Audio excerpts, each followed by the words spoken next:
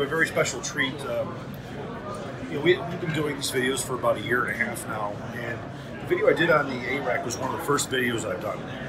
Now, we're doing a redo on that video because I've come a long way. We've come a long way since then with our filming and everything, and it's a very exciting program. So on top of that video, we had the opportunity to interview the designer. And when I first saw this design, I was blown away by it because the thing that impressed me so much about Bob here was he was not a gun designer. And the great thing about that was when somebody who's not a gun designer, he doesn't look at things the same way as the way everybody's always done things. He can look at it from a totally open point of view, start with a clean sheet of paper, and come up with new ideas. That's really what this thing is. I've been shooting him for probably 6 years. I remember contacting him when I first saw it and saying, send me one for T&E, and I can give you engineering feedback on it. And here it is 5-6 years later. I've shot the hell out of mine with all different calibers, and I could never give him anything. It's just, this thing runs beautifully. And still to this day, I think I just told him the other day when I scheduled this interview, I was like, I'm still shooting this thing. I don't have anything for you. The only criticism I could come up with was for him to put marks on the gas port here so you could tell which setting you were in. That's really the only thing I could come up with. And we've added them. Yep. So the story of the Arak is very fascinating, and that's what we're here to, and that's what we're going to add to this video, is the story of where this came from and why and how. I'm going to turn this over to Bob. So, thank you. You're very kind. Can you give us an idea of where this idea came from? Yeah, about 6-7 years ago, we decided we wanted to take our manufacturing capabilities and start into the AR market. So I came out to SHOT Show, and I thought, wow, we're a pretty good machine shop. We'll probably be able to make a good AR, and we'll go ahead and compete with the industry. When I flew to Las Vegas and came to my first SHOT Show 8 years ago, I came in with a high degree of confidence we could just make a fantastic AR and be better than everybody else. So when I showed up, I was absolutely floored. I felt like a country mouse on a New York City sidewalk. And I thought, there are some tremendous manufacturers of these products at this show. And I was very disappointed when I left. I said, there's no way that we can start from scratch and even compete with some of these folks as good at products and as far along as they are in the AR market. So we hung it up for about 6 months and never thought about it again until I was watching the Discovery Channel show. And the TV show was on the all-time best top 10 battle rifles. And of course, they go to commercial break and they come back, and the top two are going to be the AK-47 and the AR-15. And the AK-47 was chosen as #1. And we do defense work, and we have never sat down to try to make the second best product for anything in the areas that we work on. So it frustrated me that they chose the AK-47 as #1, but I understood why some of the features and the issues that they did choose it. So I got upset. I sat at my kitchen table, and within 3 pages of paper, I drew up the concept and the basic design for the Arak 21. And I knew that it had to have certain features because people like the lower controls of the AR and the accuracy and the optic systems, the ability to mount optics. So we had to do that. But there's other folks that say, we're not comfortable with a 5.56 round, we want a larger diameter caliber bullet. So you had to be able to have interchangeable barrels. One of the components that we changed the manual of arms was simply to move the charging handle forward to make it more convenient for the operator. The other thing was AK-47 with a long stroke gas piston had some advantages there. So what we did, basically, if Ford had a good engine and GM had a good transmission, we wanted to put a chord together and use the engine from the one and the transmission from the other and try to create a rifle that was truly unique. So they're very, very strong, dedicated camps for the AR and the AK, and we could understand that for both reasons, we could understand why each person would choose that firearm platform. So putting them together, we had to start with the right piece of paper, because if you use existing components in your design, then everything around that starts to be hindered as far as what you can do or create with that design. So we left everything open as a white paper in the design concept. It took about 20 minutes and 3 pieces of paper to draw this up, but it took about a year and help from tremendously skilled people, several people, to actually take that written concept to an actual product. And it was a lot of hard work, more than I ever thought, and more than I could have ever done. Unfortunately, I was able to see that paper when I visited you years ago. That's a true statement. Absolutely, I saw it. But I'll also say, it only did take 20 minutes to draw up the concept with the pistons, the interchangeable, and the things that we did in the monolithic upper. But it did take a lot of work from a lot of skilled people to make it actually a safe and dependable firearm. As a matter of fact, we continue to evaluate feedback. We continue to do internal testing. Kalashnikov had an entire team. Stoner had an entire team. I tell you, It's a group effort. it is, and I think it'd really be an injustice if I didn't acknowledge how many people and how much work it took to actually make the Arak 21 what it is today. So just to describe what it is today, as you know, Chris, but the upper receiver is milled out of a 10-pound block of solid aluminum. We use that with a 15-inch Picatinny rail that is integral to the whole receiver. One of the differences in the Arak 21 is the barrel is actually located with keyways here and here, very similar to in a machine tool where you would locate a fixture or a pallet. So we can take the barrel in and out with tremendous repeatability. The bottom or lower handguard is attached with 6 fixed screws. They don't come loose in the lower handguard. They're captive.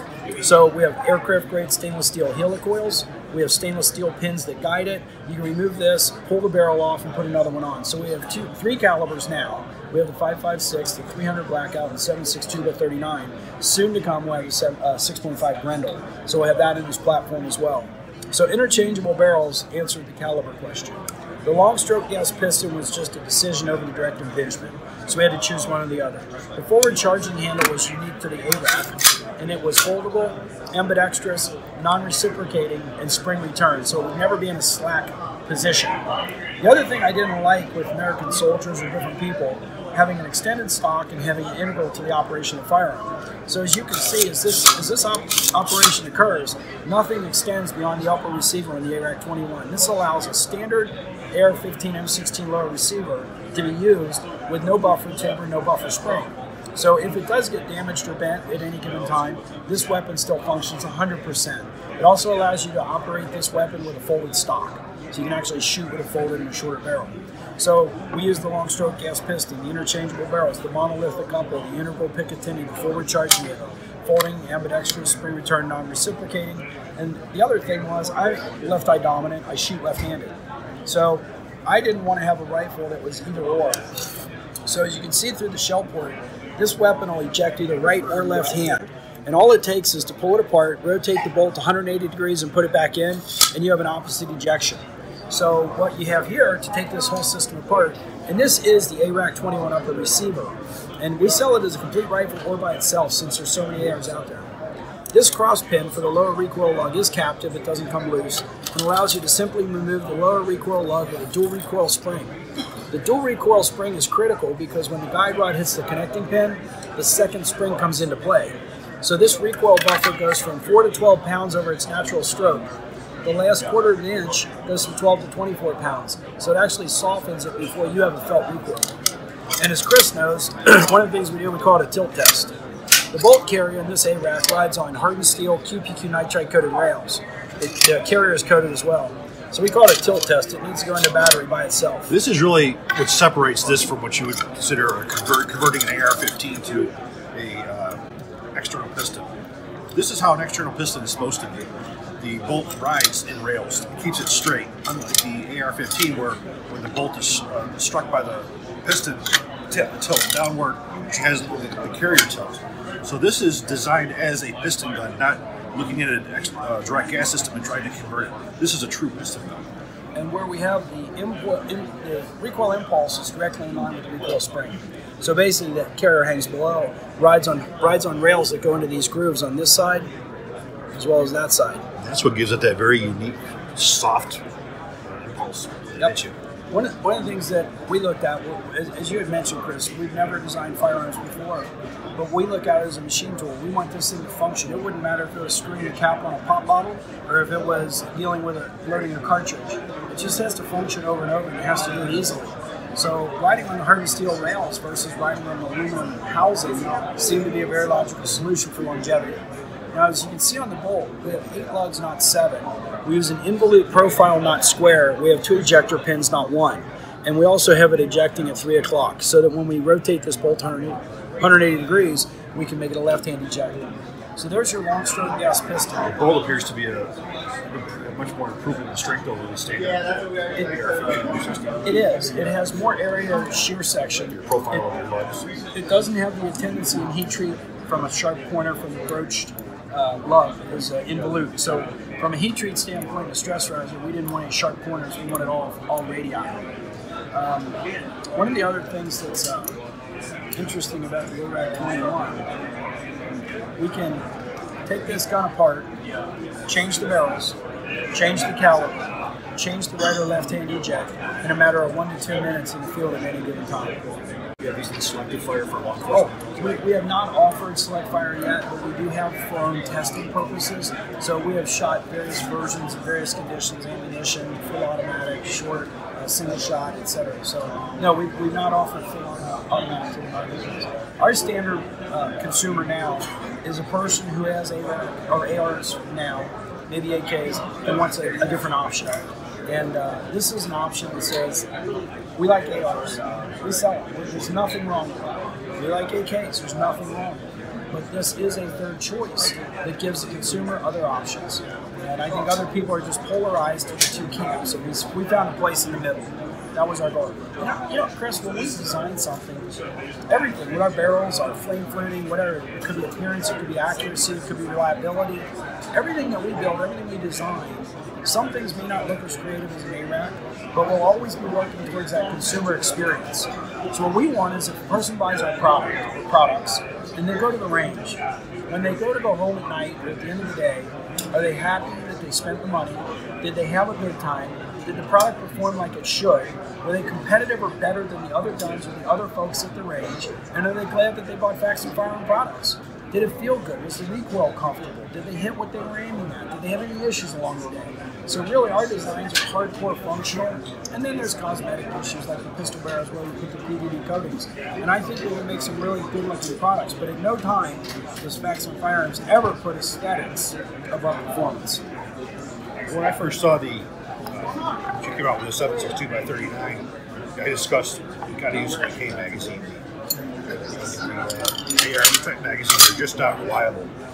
And you said that wasn't so. I said, we've been using this one magazine and we haven't had any problems. I was extremely skeptical from my experience. When I got the 7.62x39 barrel from you, I was very pleasantly surprised. You provided some C Products Defense 30-round magazines. And I've got well over 1,000 plus through my caliber and yet to have one function. So you definitely got me wrong on that. Well, we were very pleased with it as well because, as you know, when you get a firearm, it's a complete system. And one of the things, as you mentioned, the 7.62x39, the Arak 21 uses a barrel trunnion, not a barrel extension. And as you know, Chris, it's rectangular, not round. And the feed ramps for the 7.62x39 are different than the M4 feed ramps on an extension. So we have steel that goes from below the water line of the magazine all the way into the chamber. So on the 7.62x39, it's the physical features of the barrel trunnion versus the barrel extension allow a different feed ramp. So between the long stroke piston system and the feed ramps that are integral to the barrel extension, barrel trunnion, we think the 7.62x39 is a very good round for this rifle. It uses a long stroke for the gas center. Absolutely. The recoil impulse is much softer than an AK. And I think it's definitely probably even softer than yeah, no, I would say that's a lot. That's why there's certainly no question that the reliability is in the AR chamber. And we looked at this as being more of a heavyweight type of a rifle, more durable, more reliable. That was the function here. And then we have ultralights in the AR because as a piston with a monolithic upper and the rigidity that the barrel to the optics that this platform offers, it is not the lightest rifle out there. So you'll be about 8 pounds or a little less with a full rifle, but you'll have something that's very robust. So again, it's not to drive a decision to a consumer. The idea is to provide an option to the consumer and let them have their opinion of what they want to carry, what they want to shoot. And that's what the Arak 21 is, just a different option. There's been a trend of everybody wanting to go as light as possible. The reality is that you start compromising integrity. My ideal of a battle rifle is one that's primary is durability and reliability. And to me, 8-9 pounds is acceptable as a battle rifle because you still can maintain a heavy barrel, you can still maintain the integrity of the receivers. The lighter you go, as pleasant as that is, I think you're losing the rifle really goes like that. We've always kind of marketed towards a consumer versus the military, even though this is probably one of the more robust platforms as far as design. I look at it this way: people like different things, and our job is to offer them options. Because now Faxon Firearms offers a sub 5 pound AR, carbon fiber, lightweight, fast. So now you've done the full circle. Now you're back Now you are building ARs with them anyway. So Absolutely, and you know, we didn't go in with the lower end. We went in with something that we went in with the Grendel, we went in with the 3-gun, and also the ultralight. So we're trying to fit a mark where the consumer can find something that would really fit a niche they would appreciate and enjoy for a long time. So that's why you don't see the standard normal AR on the market. I'm very much looking forward to the time where you introduce this into the military world, because I do believe there's a significant military application for this weapon. I appreciate that. I hope so someday. Interchangeability, the durability, the reliability, the short piston. I see a lot of military programs throughout the world, and I have. Boy, I tell you, I think this thing would be one hell of a I appreciate that. Thank you so much for your time. I've definitely been admiring your work for a long time. Well, thank you.